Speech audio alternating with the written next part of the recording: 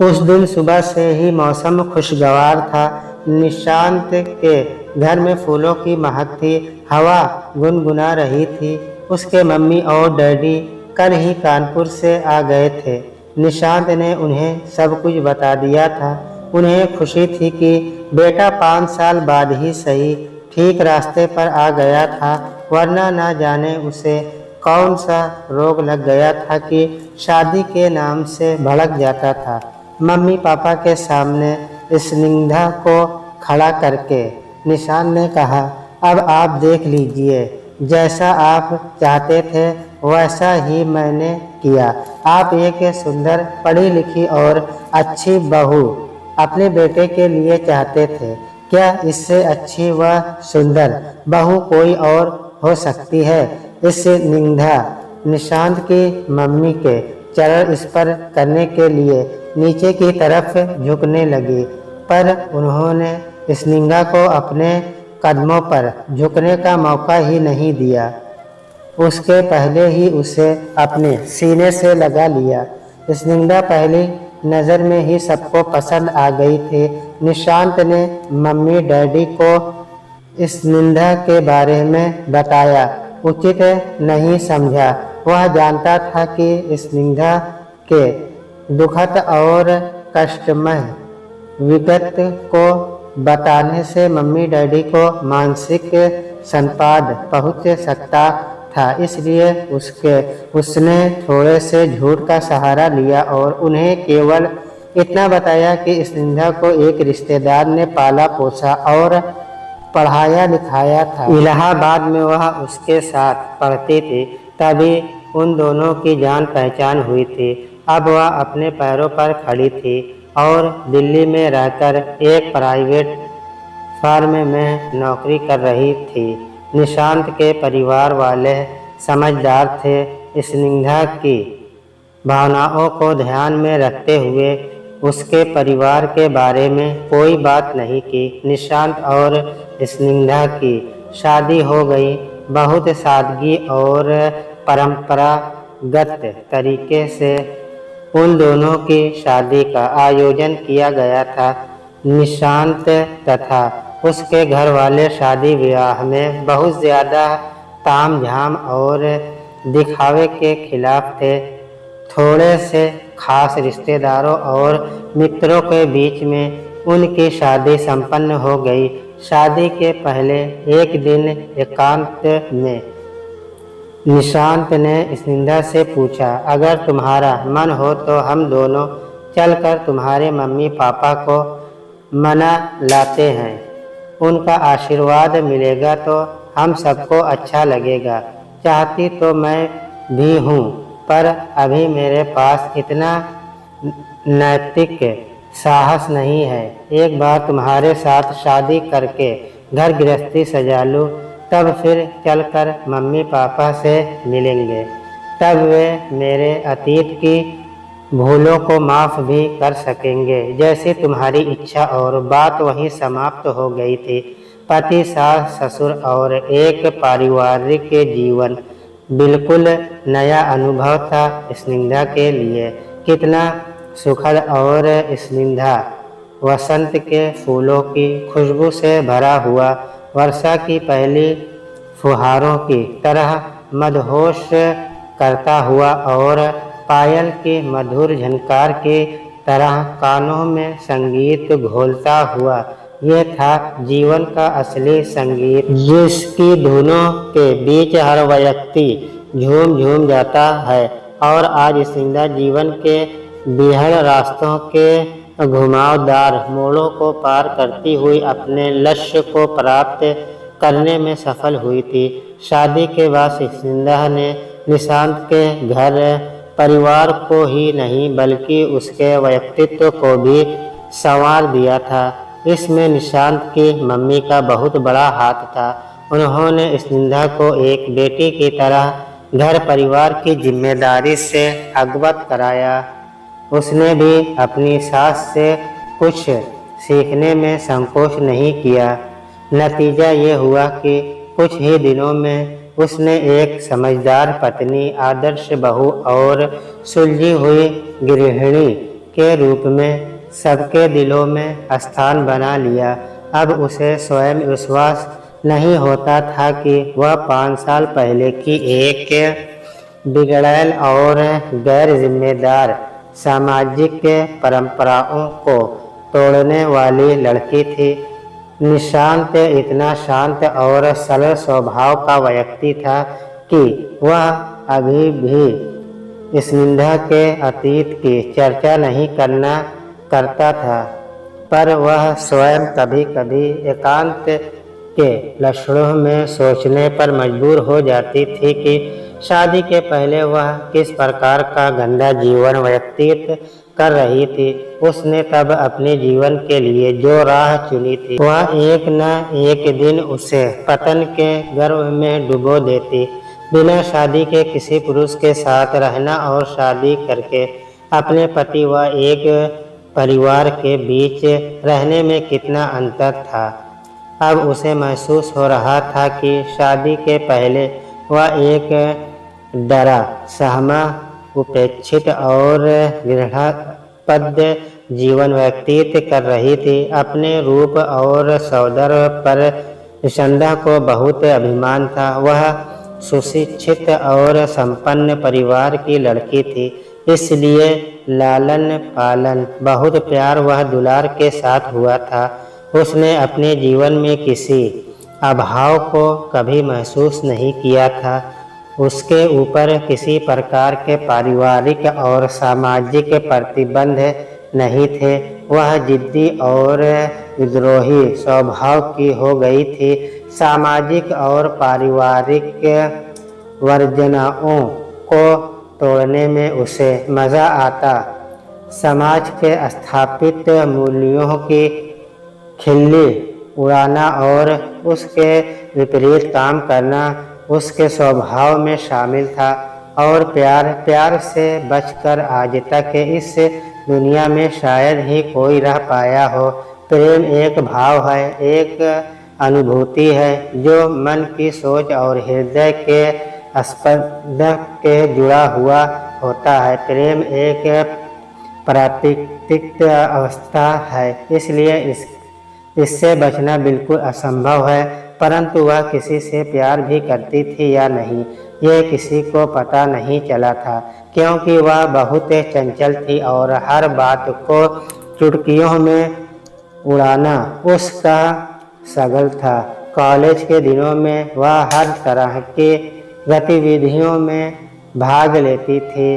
खेल कूद, नाटक, साहित्य और कला से लेकर विश्वविद्यालय संगठन के चुनाव तक में उसके सक्रिय भागीदारी होती थी। वह कई सारे लड़कों के साथ घूमती थी और पता नहीं चलता था कि वह पढ़ाई कब करती थी। बहुत कम लड़कियों के साथ उसका उठना बैठना और घूमना फिरना होता था, जबकि वह गर्ल्स हॉस्टल में रहती थी। एक दिन पता चला कि वह यूनियन अध्यक्ष राघवेंद्र के साथ एक ही कमरे में रहने लगी थी। दोनों ने विश्वविद्यालय के हॉस्टलों के अपने अपने कमरे छोड़ दिए थे और ममफोर्डगंज में एक कमरा लेकर रहने लगे थे।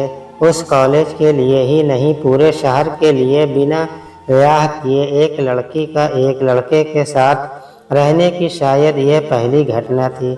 वह छोटा शहर था, परंतु इस बात को लेकर कहीं कोई हंगामा नहीं मचा।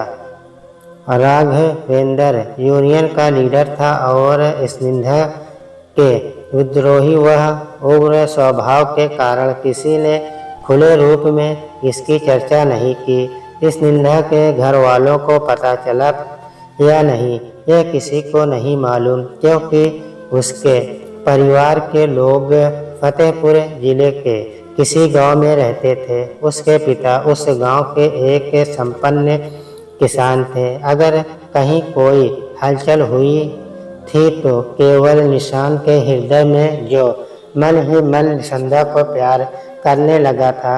वे दोनों सहपाठी थे और एक ही क्लास में पढ़ते पढ़ते पता नहीं कब संध्या का मोहक रूप और चंचल स्वभाव निशांत के मन में घर कर गया था और उसके हृदय ने इस निंदा के लिए धड़कना शुरू कर दिया था। इस निंदा के दिल में निशांत के लिए ऐसी कोई बात थी, यह निश्चिंतः असंभव था। अगर ऐसा होता तो इस निंदा राघवेंद्र के साथ बिना शादी किए क्यों रहने लगती। ये उन दोनों का यूनिवर्सिटी में अंतिम वर्ष था। निशांत प्रतियोगिता परीक्षाओं की तैयारी कर रहा था, AM करने के, परंतु बाद उसे नौकरी मिल गई और वह इस निंदा की छवि को अपने दिल में बसाए दिल्ली चला आया। निशांत के सिवा किसी को पता नहीं था कि वह इस निंदा को प्यार भी करता था। 5 साल तक उसे यह भी पता नहीं चला कि इस निंदा कहाँ और किस अवस्था में है। उसने पता करने की कोशिश भी नहीं की, क्योंकि वह अच्छी तरह जानता था कि स्निग्धा अब न तो किसी रूप में उसकी हो सकती थी, न उसे कभी मिल सकती थी। दोनों के रास्ते कब के जुदा हो चुके थे। फिर एक दिन कश्मीरी गेट जाने वाली मेट्रो ट्रेन में वे दोनों आमने सामने बैठे थे। भीड़ नहीं थी, इसलिए वे एक दूसरे को अच्छी तरह देख सकते थे। पहले तो दोनों सामान्य यात्रियों की तरह बैठे अपने आप में मगन थे, लेकिन थोड़ी देर बाद सहज रूप से उनकी निगाहें एक दूसरे से टकराई। पहले तो समझ में नहीं आया कि अचानक पहचान के भाव उनकी आंखों में तैर गए। लगातार कुछ पलों तक टकटकी बांधकर एक दूसरे को देखते रहे। फिर उनकी आंखों में पूर्ण पहचान के साथ साथ आश्चर्य और कुतूहल के भाव जागृत हुए।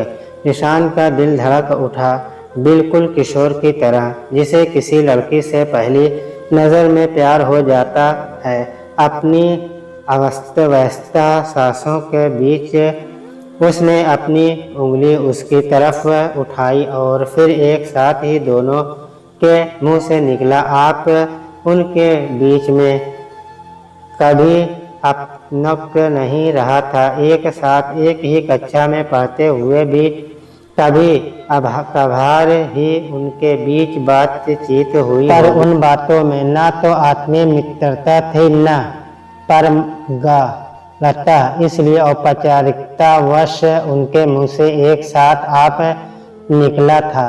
वह अपनी सीट से उठ खड़ा हुआ और उसके नजदीक आकर बोला, स्निग्धा। हाँ, वह भी अपनी सीट से उठकर खड़ी हो गई और उसकी आंखों में झांकते हुए बोली, हाँ तो देखते ही पहचान गई थी मैं भी, पर विश्वास नहीं होता आप यहाँ। उसके मुंह में शब्द अटक गए।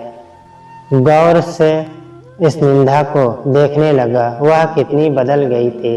पहले और आज की स्निग्धा को जमीन आसमान का अंतर था।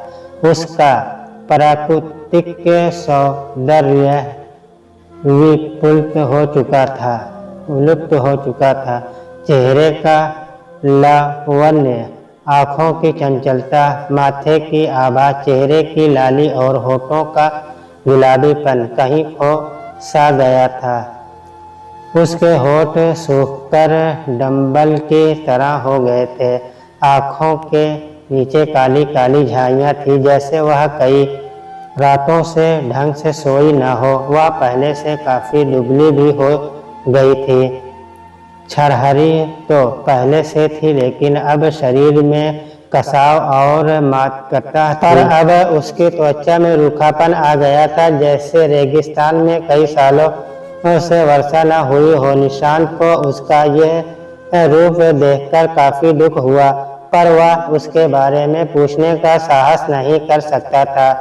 उनके बीच बस पहचान के अलावा कोई बात नहीं थी। वह भले ही उसे प्यार करता था, पर उसके भाव उसके मन में थे और मन में ही रह गए थे। क्या इस निंदा को पता होगा कि वह कभी उसे प्यार करता था? शायद नहीं, वरना क्या वह दूसरे की हो जाती और वह भटकने के लिए अकेला रह जाता। यह तो वही जानता था कि उसका प्यार अभी मरा नहीं था, वरना अच्छी भली नौकरी मिलने और घर वालों के दबाव के बावजूद वह शादी क्यों न करता।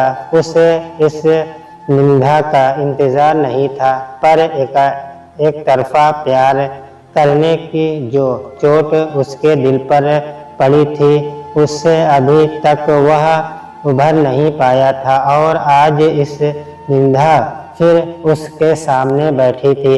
क्या सचमुच जीवन में कह नहीं सकता, वह तो आज दोबारा मिली ही है।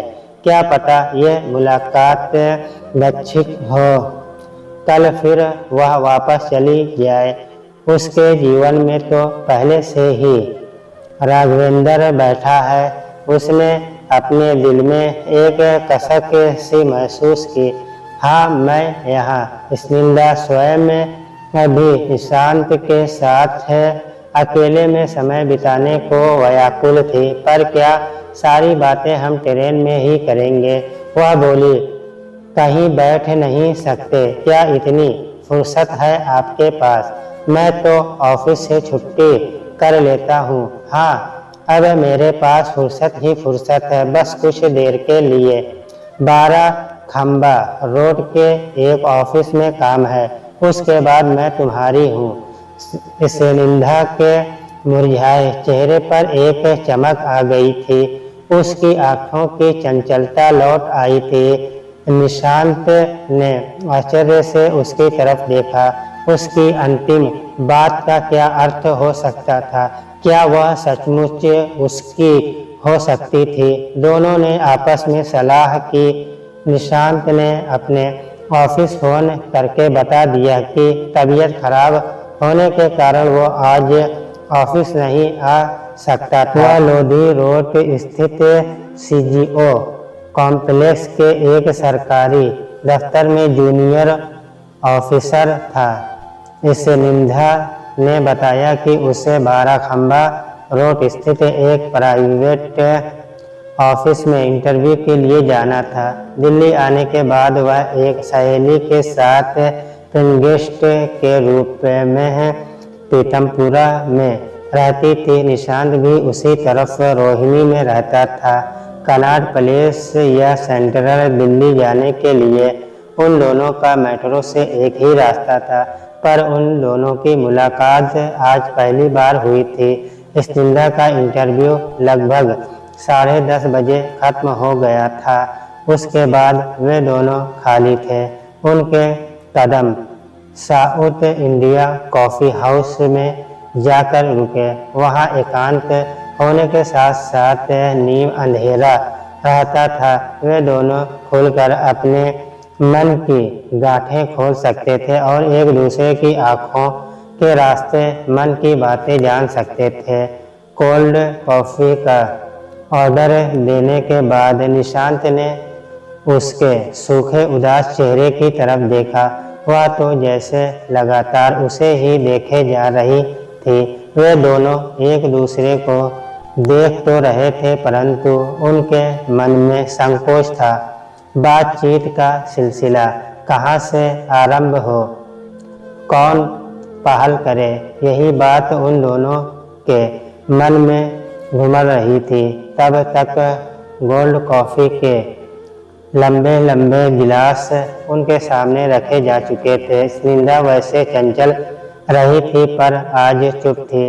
निशांत स्वभाव से ही अंतर्मुखी था। अंतर्मुखी नहीं होता तो स्निग्धा आज उसकी होती। तब वह अपने मन की बात उससे नहीं कह पाया था। क्या आज कह पाएगा? आज स्निग्धा के पास समय भी था और वह उसके सामने बैठी थी उसकी बात सुनने के लिए।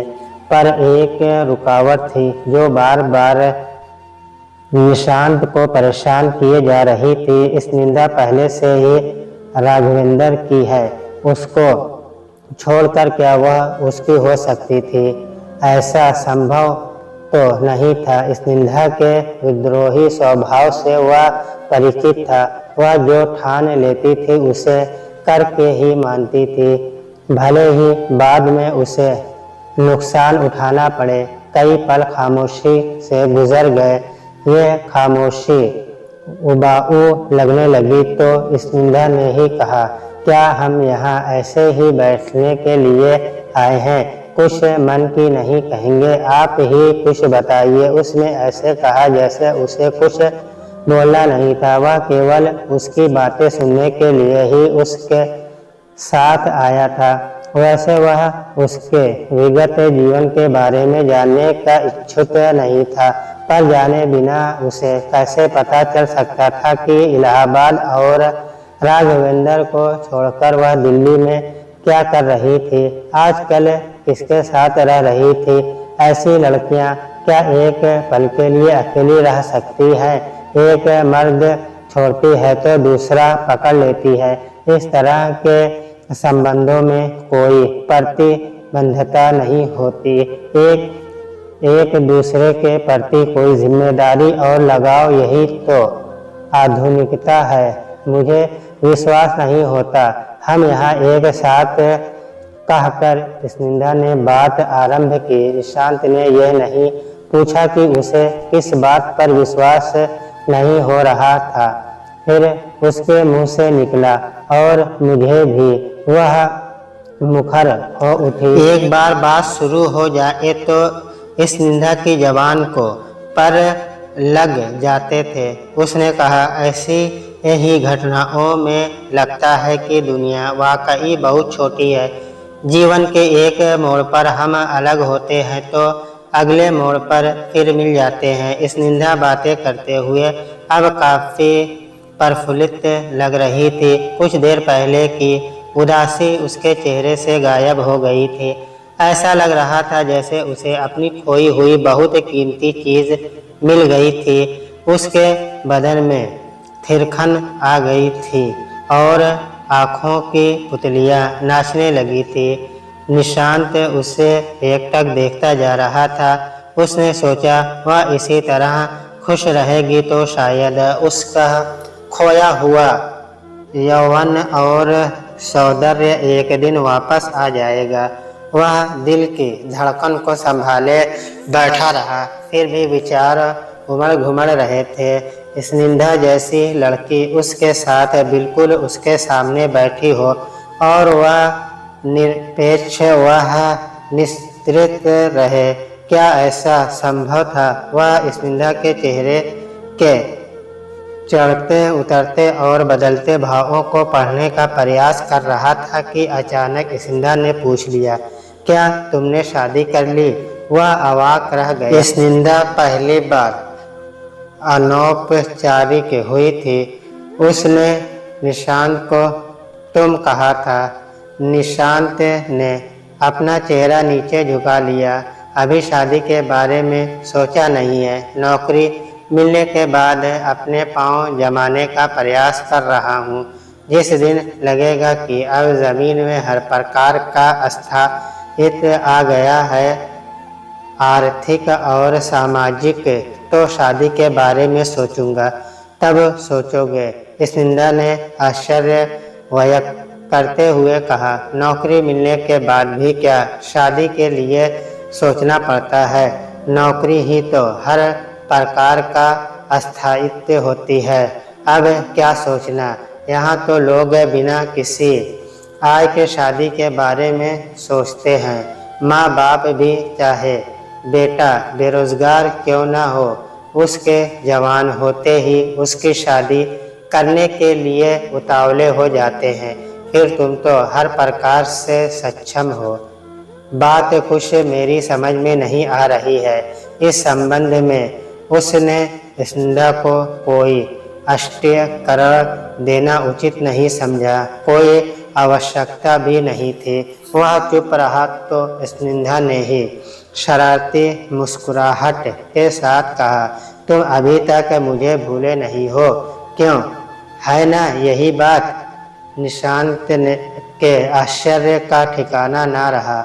उसकी आंखें स्निग्धा की आंखों से जा टकराई, जैसे पूछ रही थी, तो तुम जानती थी? स्निग्धा उसके भावों को समझते हुए बोली, हाँ मुझे पता था। मेरा जिस तरह का स्वभाव और जिस प्रकार मैं यूनियन के कार्यों व खेलकूद में भाग लेती थी, हर प्रकार के व्यक्तित्व से मेरा वास्ता पड़ता था। किसी के व्यक्तित्व के बारे में जानना मेरे लिए मुश्किल नहीं था।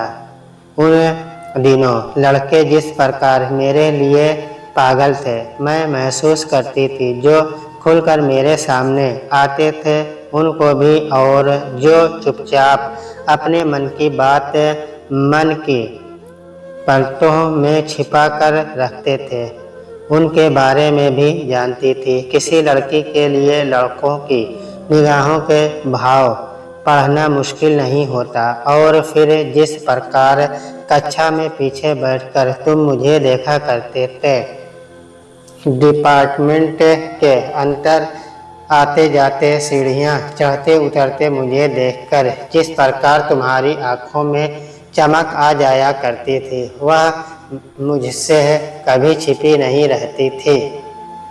पर ये वो दिन थे जब सैकड़ों लड़के मेरे सौंदर्य के घायल थे और मेरा तन मन जीतने के युद्ध में सम्मिलित थे। वैसी स्थिति में तुम्हारे जैसे सच्चे प्रेमी को नकार देना किसी भी लड़की के लिए बहुत आसान था।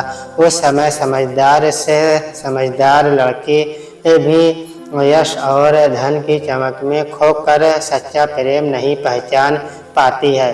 वह मगरूर हो जाती है और प्रेमियों की भीड़ में सच्चा प्यार खो देती है। कहते कहते उसने निसंकोच निशान का दाहिना हाथ पकड़ लिया और प्यार से उसे सहलाते हुए बोली, मुझे खेल और कि मैंने तुम्हारे जैसा हीरा खो दिया, पर अफसोस तो मुझे इस बात का अधिक है कि आज़ादी और समाज के विद्रोह के नाम पर परंपराओं को छोड़ने का जो नासमझी भरा कदम मैंने इलाहाबाद जैसे पारिवारिक संस्कृति और साहित्यिक शहर में किया था, वह मेरे जीवन की सबसे बड़ी भूल थी।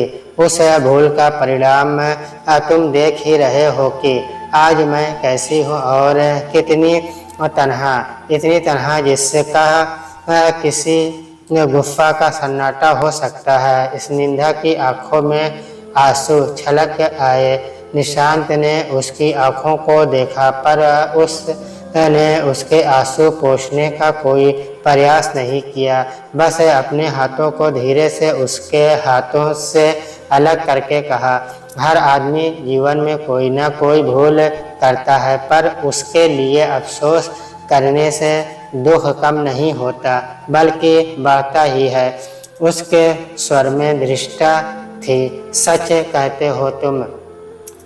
उसने झटके से अपने आंसू पोंछ डाले और मुस्कुराने का प्रयास करती हुई बोली, मैं अपना अतीत याद नहीं करना चाहती, पर उसे बताए बिना तुम मेरी बात नहीं समझ पाओगे।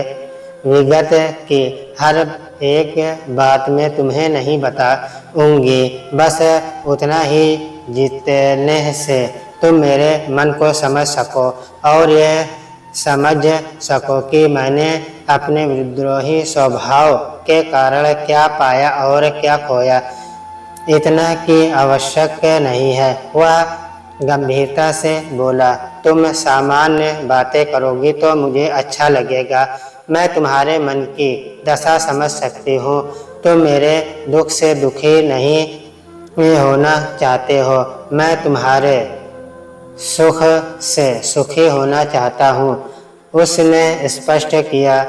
इस निंदा को उसकी बात से घोर आश्चर्य हुआ। वह हकबका कर बोली, मैं कुछ समझी नहीं। जिस जगह तुम मुझे छोड़कर गई थी उसी जगह पर मैं अभी तक खड़ा होकर तुम्हारी प्रतीक्षा कर रहा हूँ। उसने निसंकोच कहा। इस निंदा के हृदय में मधुर वीणा के तारों की झनकार हुई। लेकिन तुम अच्छी तरह जानते हो कि मैं बिना शादी के राघवेंद्र के साथ रह रही थी। तुम्हें पता नहीं है कि पिछले 5 सालों में मेरे साथ क्या क्या गुजरा है। निशांत ने प्रश्नवाचक भाव से उसकी तरफ देखा और अपने दोनों हाथों को मेज पर रखकर उसकी तरफ झुकता हुआ बोला, तुम चाहो तो बता सकती हो। स्निग्धा ने एक राहत भरी सांस ली और बोली, मैं बहुत लंबा बयान नहीं दूंगी। मेरी बातों से उभने लगो तो बता देना।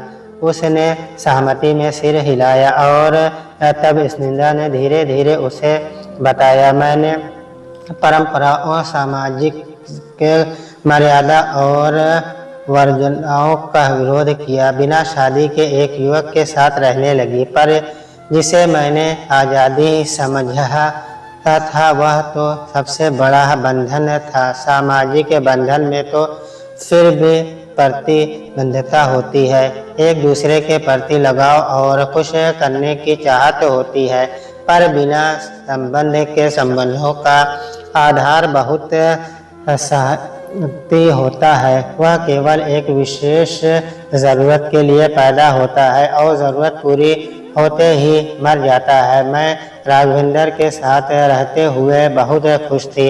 हम दोनों साथ साथ घूमते, राजनीतिक पार्टियों में शामिल होते। मेरी अपनी महत्वाकांक्षा थी कि राघवेंद्र के सहारे मैं राजनीति की सीढ़ियां चढ़कर किसी मुकाम तक पहुंच जाऊंगी, पर यह मेरी भूल थी। 3 साल बाद ही मुझे महसूस होने लगा कि राघवेंद्र मुझे बोझ समझने लगा था। अब वह मुझे अपने साथ बाहर ले जाने से भी कतराने लगा था।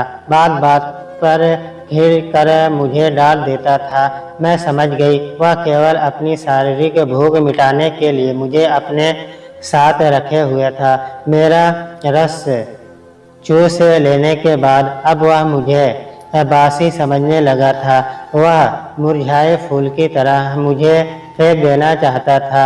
उसकी बेरुखी से मैंने महसूस किया कि हम जिस शादी के बंधन को बोझ समझते हैं वह वाकई वैसा नहीं है।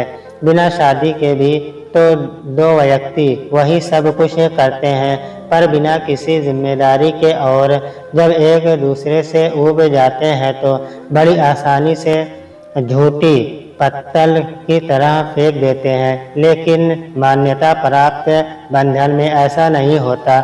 मैंने भी अगले 2 साल तक और बर्दाश्त किया, पर एक दिन राघवेंद्र ने मुझसे साफ साफ कह दिया कि मुझे अपना राजनीतिक करियर बनाना है। तुम अपने लिए कोई दूसरा रास्ता चुन लो। तुम्हारे साथ रहने से मेरी बदनामी हो रही है।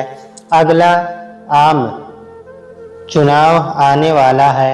अगर तुम मेरे साथ रही तो मेरी छवि घुमिल हो जाएगी और मुझे टिकट नहीं मिलेगा। मेरे पैरों तले की जमीन खिसक गई। मेरी सारी शक्ति, समाज से बगावत करने का जोश जैसे खत्म हो गया। मैं समझ गई, नारी चाहे कितना समाज से विद्रोह करे, पुरुष के हाथों की कठपुतली न बनने का मुगालता पाल ले, पर आखिरकार वह वही करती है जो पुरुष चाहते हैं।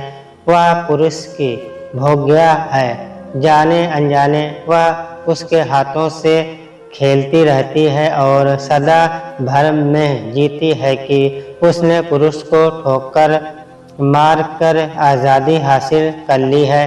जिस समाज में से विद्रोह करना चाहती थी, जिसकी मान्यता, परंपराओं और वर्जनाओं को तोड़कर मैं आगे बढ़ना चाहती थी, उसी समाज के एक कुलीन और अभ्य व्यक्ति ने मेरा सतीत्व लूट लिया था, या यूँ कहिए कि मैंने ही उसके ऊपर लुटा दिया था।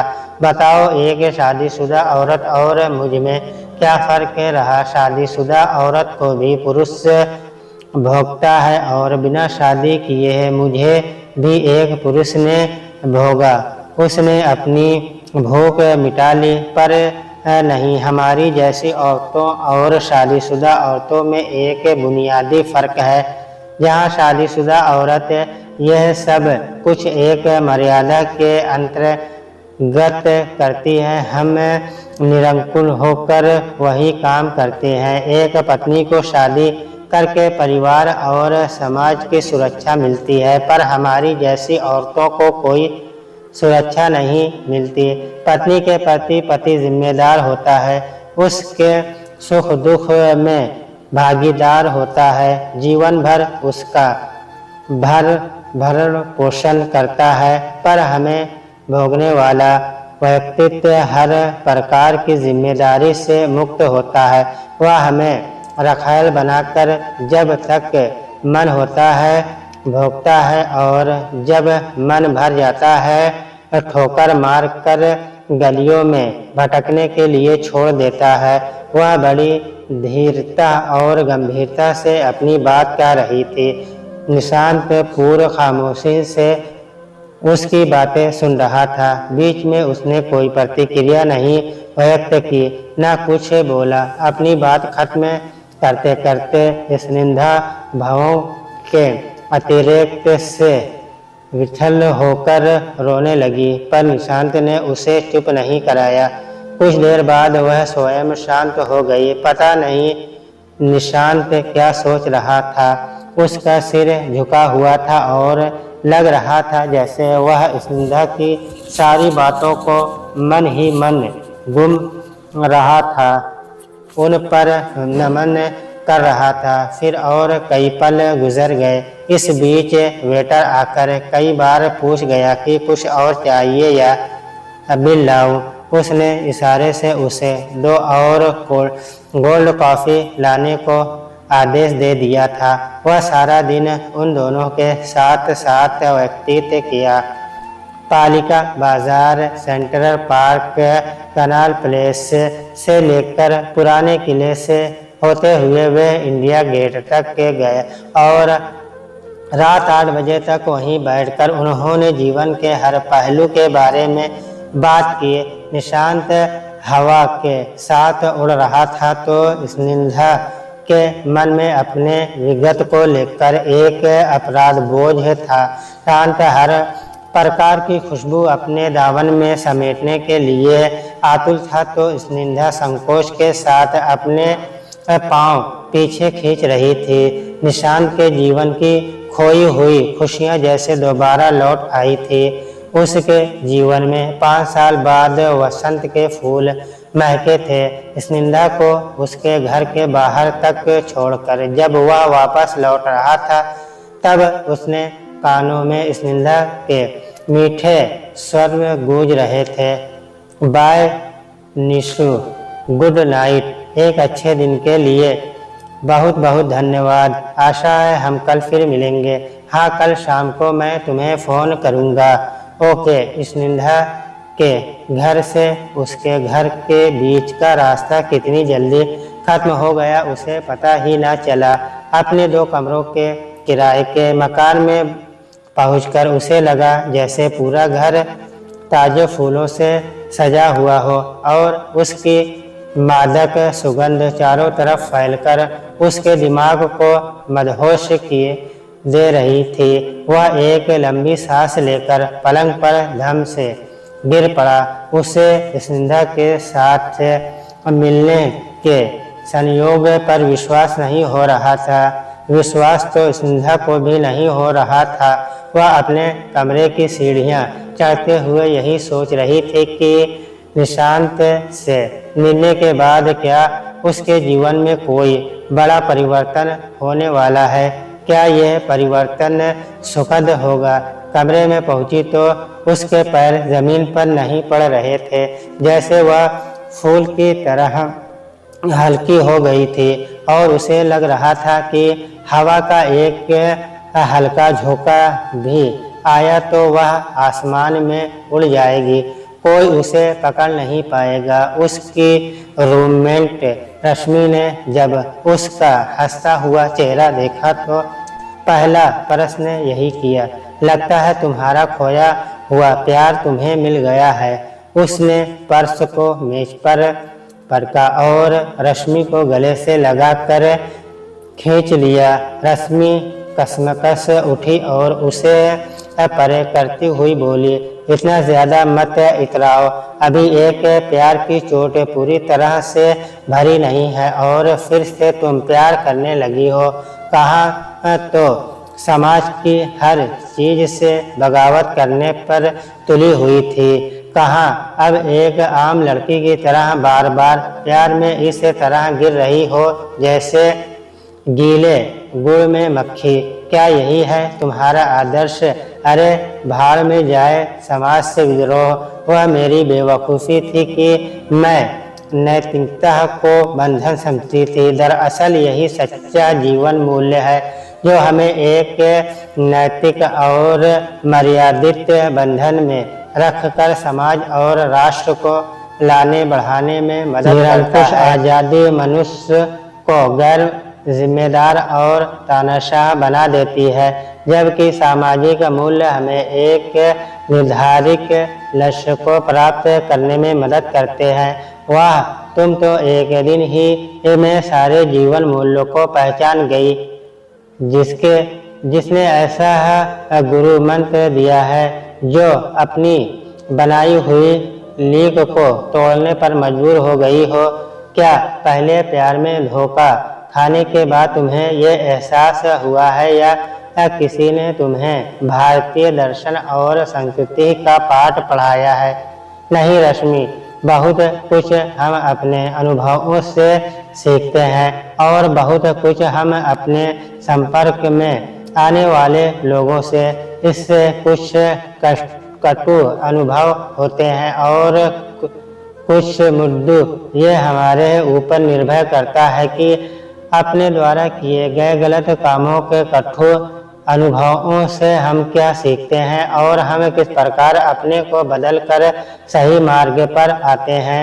समाज में हर चीज़ गलत नहीं होती, हमें अपने विवेक से देखना पड़ता है कि क्या सही है क्या गलत। सामाजिक कुरीतियाँ, अंधविश्वास, अति पूजा पाठ, धर्माधर्ता अगर बुरे हैं तो शादीशुदा जैसी संस्थाएं बुरी नहीं है। ये परिवार और समाज को एक बंधन में बांधकर राष्ट्र को मजबूत बनाने में मदद करती है। मेरी गलती थी कि मैं समाज की हर चीज को बुरा समझने लगी थी।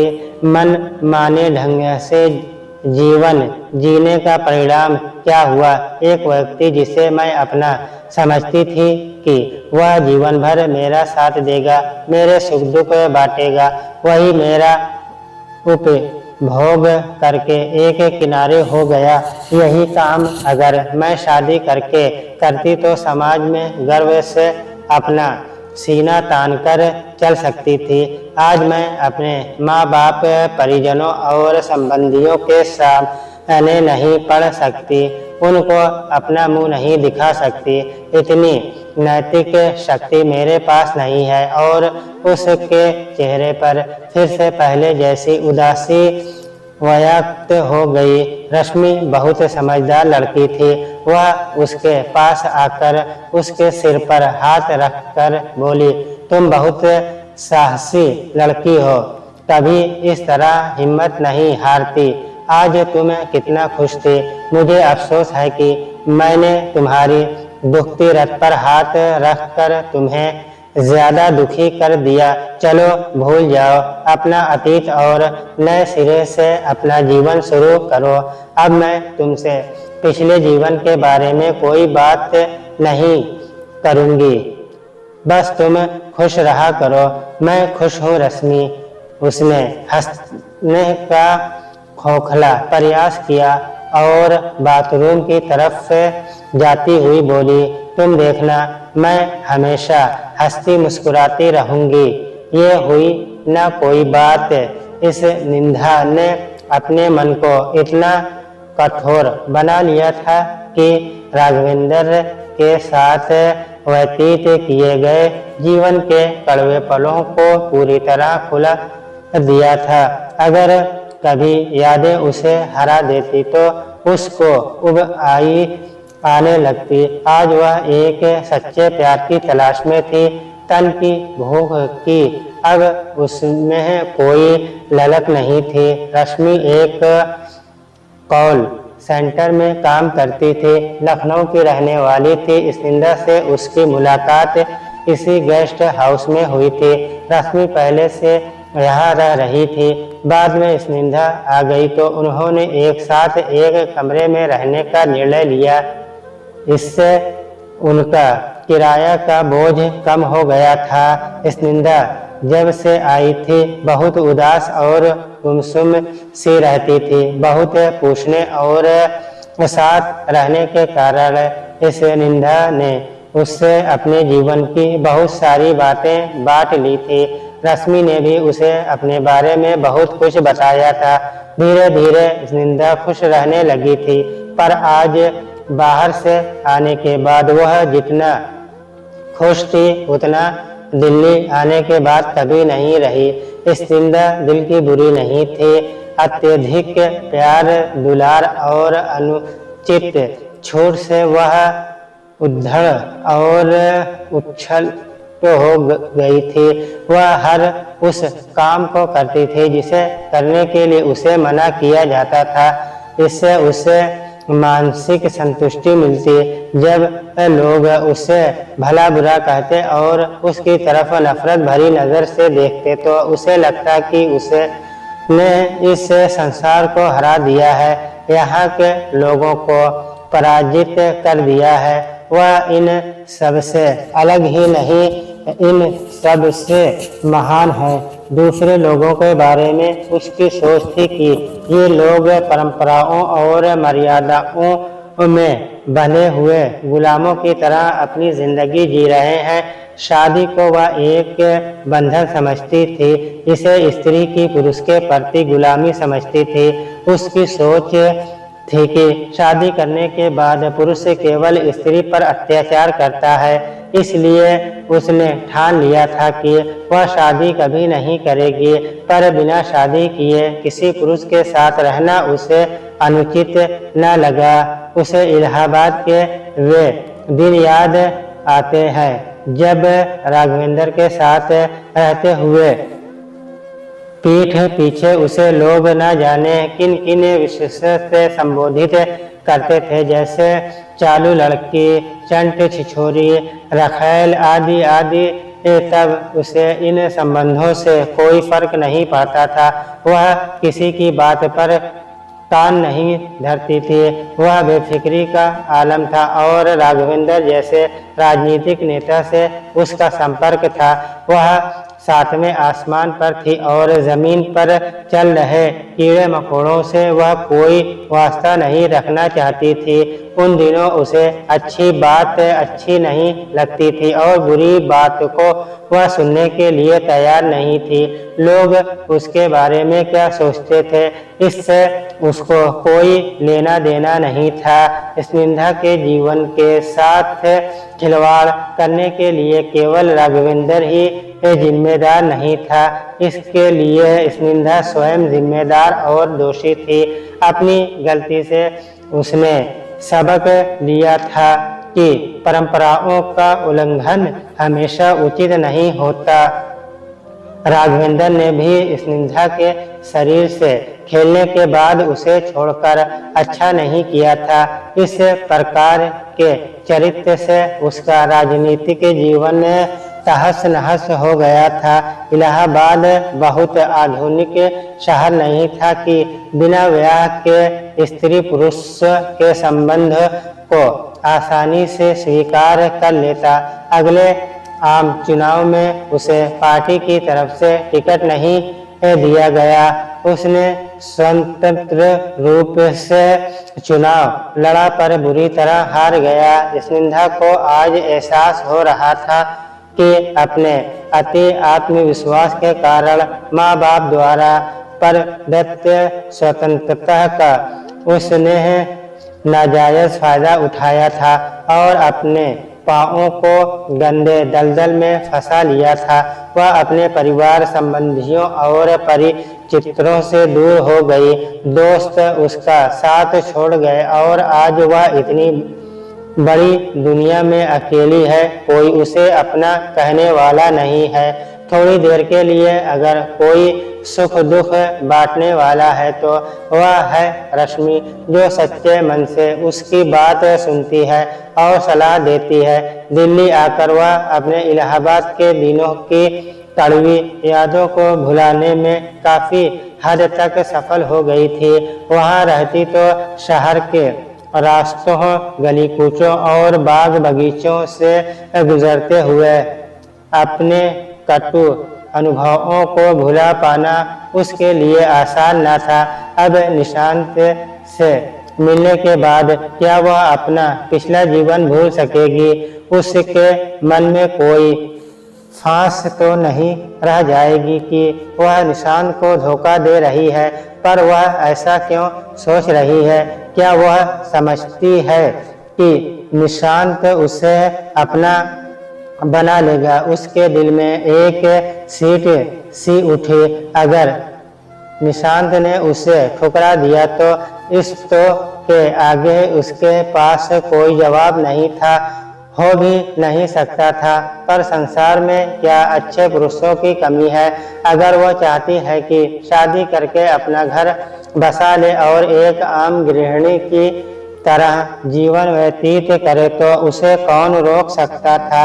निशांत न सही कोई भी पुरुष उसका हाथ थामने के लिए तैयार हो जाएगा। उसमें कमी क्या है? सच तो यह है कि आज पहली बार उसका दिल सच्चे मन से किसी के लिए धड़का है और वह निशांत। स्निग्धा को 12 खंबा वाली जॉब मिल गई। उसके जीवन में खुशियां के पलों में इजाफा हो गया, लेकिन जीवन में एक ठहराव सा था। पुरुष हो या स्त्री, एकाकी जीवन दोनों के लिए अष्टमय होता है। ये बात निशांत भी जानता था और स्निग्धा भी, पर अभी तक उन्होंने अपने मन की पलकों को नहीं खोला था। ताश के खिलाड़ियों की तरह दोनों ही अपने अपने पत्ते छिपा कर चाले चल रहे थे। प्रतिदिन शाम को वे दोनों मिलते थे। मिलने की एक निश्चित अवधि थी और निश्चित स्थान। इंडिया गेट के लंबे चौड़े खुले मैदान, कभी बैठ कर, कभी घास पर चलते हुए और कभी फूलों के पौधे के किनारे चलते हुए वे दुनिया जहाँ की बातें करते, वहाँ घूम रहे लोगों के बारे में बातें करते, चांद तारों की बातें करते और लैंप पोस्ट की हल्की रोशनी में एक दूसरे की आंखों में चांद ढूंढने की कोशिश करते। उनको मिलते हुए कई महीने बीत गए। चांद अभी भी उनकी पकड़ से दूर था। स्निग्धा पहले जितनी चालाक और चंचल थी, अब उतनी ही अंतर्मुखी हो गई थी, या शायद निशांत के संसर्ग में आकर उसके जैसी हो गई थी। यह उसके स्वभाव के विपरीत था, पर मन परिस्थितियों के अनुसार बदलता रहता था। स्निग्धा उसके सामने अपने मन को बहुत ज्यादा नहीं खोल सकती थी, क्योंकि निशांत उसके बारे में सब कुछ जानता था, पर वह न तो उसके भूतकाल की कोई बात करता, न भविष्य के बारे में कोई बात। दोनों के बीच अनिश्चितता का एक लंबा ऊसर पसरा हुआ था। क्या इस ऊसर में प्यार का कोई अंकुर पनपेगा? ओट क्लब के छोटे छोटे कृत्रिम तालाबों के किनारे चलते हुए निशांत ने पूछा, जीवन भर अकेले ही रहने का इरादा है या कुछ सोचा है? क्या मतलब? उसने आंखों को चौड़ा करके पूछा। निशांत गंभीर था। माँ बाप के पास जाने का इरादा है, निशांत ने घुमाकर पूछा। स्निग्धा के हृदय में कुछ चटक गया, फिर भी अपने को संभाल कर कहा, उस तरफ के सारे रास्ते मेरे लिए बंद हो चुके हैं। न मुझमें इतना साहस है, न कोई इच्छा। उनके पास जाकर मुझे क्या मिलेगा?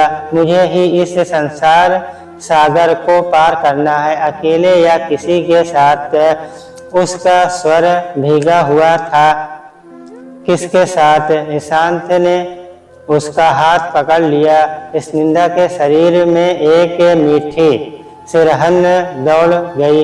वह सिमटते हुए बोली, जो भी मेरे मन को समझ लेगा तो कोई ऐसा मिला है। वह जैसे उसके मन को परखने का प्रयास कर रहा था। स्निग्धा मन ही मन हंसी, तो मुझसे बनने की कोशिश की जा रही है। वह आसमान की तरफ देखती हुई बोली, देख तो रही हूँ, सूरज के रथ पर सवार होकर कोई औरों से बिल्कुल अलग एक पुरुष मेरे जीवन में प्रवेश कर रहा है। आसमान में तारों का साम्राज्य था। चांद कहीं नहीं दिख रहा था, पर तारों की झिलमिलाहट आंखों को बहुत भली लग रही थी। पर आसमान में तो कहीं सूरज नहीं है, फिर उसका रथ कहाँ से आएगा? उसने चुटकी ली। अभी रात्रि है, रथ में जुले घोड़ों तक गए हैं। वे विश्वास कर रहे हैं कल फिर यात्रा मार्ग पर निकलेंगे। वह हंसी, अच्छा तो कल शाम तक यहाँ पहुँच जाएंगे। वह नहीं सकती, मार्ग लंबा है, समय लग सकता है। वह जमीन पर खेलने लगी। निशांत ने उसकी कमर में हाथ डाल दिया। वह उससे सट गई। जब सूरज का रथ तुम्हारे पास आ जाए तो उस पुरुष को लेकर मेरे पास आना, मेरे घर अवश्य एक दिन। स्निग्धा ने मिलने की एटम बम फोड़ा। मैं तुम्हारे घर आना चाहती हूँ। क्या सूरज का रथ और वह पुरुष का चुका है? उसने मुस्कुराती आंखों से स्निग्धा को देखते हुए पूछा। हाँ, उसने शर्माते हुए कहा। कहाँ है? तुम्हारे घर पर ही, उससे मिलवाऊंगी। तो फिर मुझे 2 दिन का समय दो। आने वाले इतवार को मैं घर पर तुम्हारा इंतजार करूंगा।